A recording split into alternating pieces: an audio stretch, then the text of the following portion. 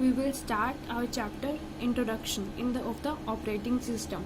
So पहला question क्या form हो सकता है आपके टॉपिक से, what is operating system and explain it's functions. Okay, means operating system की डेफिनेशन लिखो और उसके फंक्शंस लिखो. तो स्टेप नंबर फर्स्ट क्या है, डेफिनेशन ऑफ ऑपरेटिंग सिस्टम. अब ऑपरेटिंग सिस्टम हम क्या होता है, operating system is defined as the interface between user and hardware. Means operating system क्या है, एक यूजर और हार्डवेयर के बीच में इंटरफेस है. ठीक है. It also manage and control the resources. Means जो भी रिसोर्सेज होते हैं उसको मैनेज करता है प्लस कंट्रोल करता है. अब रिसोर्सेज क्या होते हैं, all the devices that are connect with your computer. ठीक है, उन रिसोर्सेज को वो कंट्रोल करता है और मैनेज करता है. अब गोल्स क्या है, ठीक है, दैट इज एफिशिएंसी और कन्वीनियंस भी एक गोल ही होता है. देखो एफिशिएंसी क्या है, so that user can use the hardware and software easily. ठीक है. नाउ स्टेप नंबर 2 में हम राइट करेंगे goals, efficiency and resource manage. Efficiency क्या होता है, so that user can use the hardware and software easily. ठीक है. और कन्वीनियंस भी एक गोल ही है. ठीक है, you can also add this also. अब स्टेप नंबर 2 में हमने ये क्यों राइट किया, क्योंकि ऑपरेटिंग सिस्टम की डेफिनेशन देने के बाद उसके गोल्स भी बताना इम्पोर्टेंट हो जाता है. ठीक है. If you add some additional information you will definitely get some additional marks in the paper. Now let's understand functions. Functions क्या होते हैं, memory management, process management, device management, file management, secondary storage management, security and protection, network management, job accounting, error detection. ठीक है. अब देखो functions को basically मैंने एक बार इस डायग्राम से रिप्रेजेंट किया है. ठीक है. आप और किसी तरह का डायग्राम भी बना सकते हैं. आप यहाँ सर्कल्स फॉर्म कर सकते हैं. यहाँ पे मैंने पैरेललोग्राम फॉर्म किया. आप रेक्टेंगल बना सकते हैं, काइट बना सकते हैं. डिफरेंट टाइप के ज्योमेट्री शेप आप दे सकते हैं. ज्योमेट्री शेप देने से क्या होगा, वो डायग्राम में आपको भी अच्छे से समझ में आएगा और टीचर को भी, and you will get better marks. Let's understand them in detail. जब आप डेफिनेशन लिख रहे हो ऑपरेटिंग सिस्टम की, जैसे कि मैंने बताया कि पहले आप ऑपरेटिंग सिस्टम की डेफिनेशन दो, फिर गोल्स लिखो, फिर आप उसमें एक और स्टेप ऐड कर सकते हो कि आप ये डायग्राम बना सकते हो कि आप कैसे कह सकते हो ऑपरेटिंग सिस्टम को as an interface between the user and the hardware. देखो सबसे फर्स्ट पहले क्या होती है, कंप्यूटर हार्डवेयर, जिसमें रिसोर्सेज होते हैं लाइक सीपीयू अटैच होता है, मेमोरी होती है, इनपुट आउटपुट डिवाइसेस होते हैं. फिर सेकंड आता है ऑपरेटिंग सिस्टम. ठीक है. फिर उसके बाद आता है हमारा सिस्टम या फिर एप्लीकेशन प्रोग्राम्स. अब जैसे मान लो सिस्टम एप्लीकेशन प्रोग्राम्स में क्या होगा, जैसे एक यूजर नंबर, बहुत सारे यूजर्स होते हैं. ठीक है, ये कितने भी यूजर हो सकते हैं. अब एक यूजर नंबर 1 यूज कर रहा है word processor sorry. User number 2 use कर रहा है स्प्रेडशीट. यूजर नंबर 3 को काम है कंपाइलर से.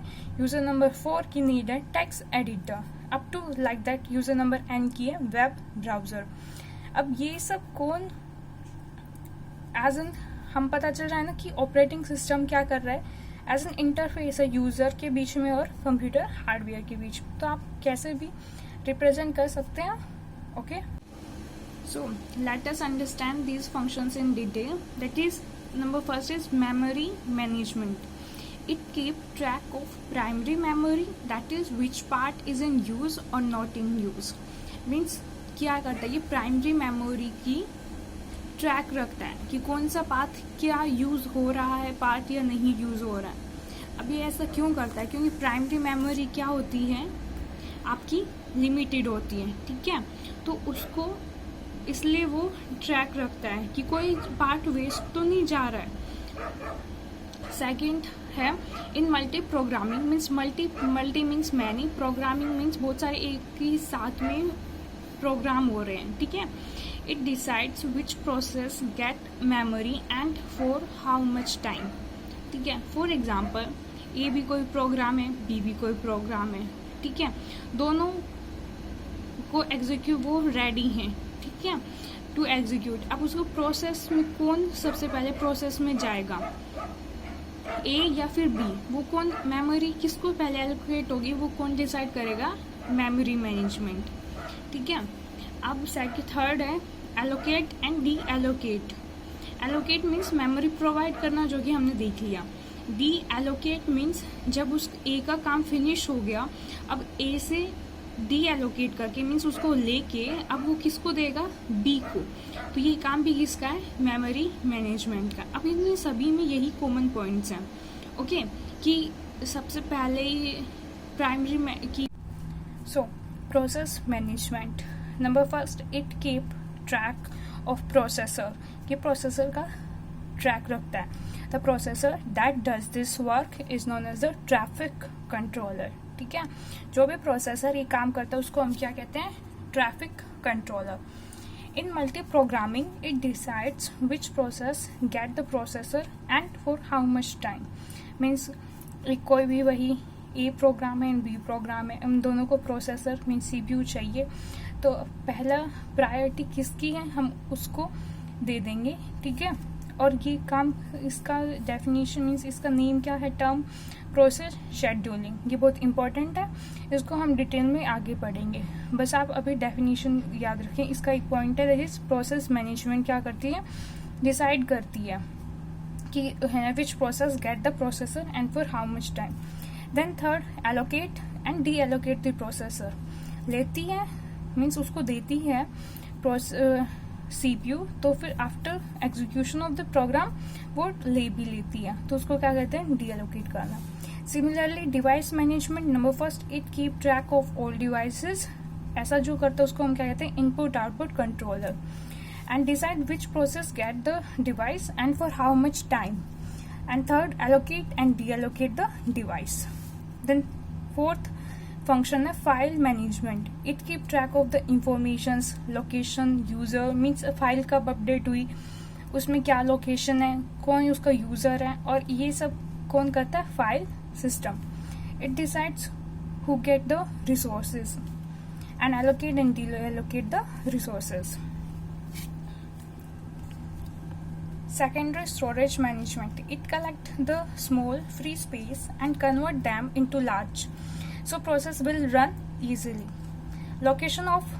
Allocation of storage means storage provide करता है। deletion and creation of files means जब requirement होती है तो creation भी कौन करता है, secondary storage, और deletion में भी कौन हेल्प करता है, secondary storage management, क्योंकि हम डिलीट नहीं करेंगे तो मेमोरी ज्यादा हो जाएगी, ठीक है। नाउ सिक्स्थ पॉइंट है security and protection. Mean security and protection में भी ये हेल्प करता है। इट यूजेस सम पासवर्ड, ठीक है। जैसे भी आप कोई भी विंडो और मीन्स अपना पीसी ऑन करते हो, अगर आपने पासवर्ड लगा रहे हो तो वो पासवर्ड शो करेगा। और भी बहुत सारी अदर टेक्निक्स वो यूज करता है to prevent unauthorized person to access the data, ठीक है। फिर seventh is network management. It work as a network resource manager when more computers are in network. Means जब बहुत सारे कंप्यूटर्स होते हैं नेटवर्क में, तो वो नेटवर्क रिसोर्स मैनेजर भी एज एन एक्ट करता है। Job accounting means keeping track of time and resources used by various users. तो ये जॉब अकाउंटिंग का भी काम करता है कि कौन सा यूजर कितने के लिए, कितने टाइम के लिए कौन सा रिसोर्स यूज कर रहा है। फिर हम करते हैं इसकी क्लासिफिकेशन। अब ओएस मीन्स जो ऑपरेटिंग सिस्टम है वो 10 टाइप्स का होता है, मीन्स 10 तरह से उसको क्लासिफाई किया गया। Now here I show this with a peacock. Okay, you can represent with any other diagram. You can, if you have no time to draw such type of things, you can just simply draw the circles. Okay, and as you can do, you have to just create something. So here let's learn these names. Number first operating system है early operating system. Second is batch operating system.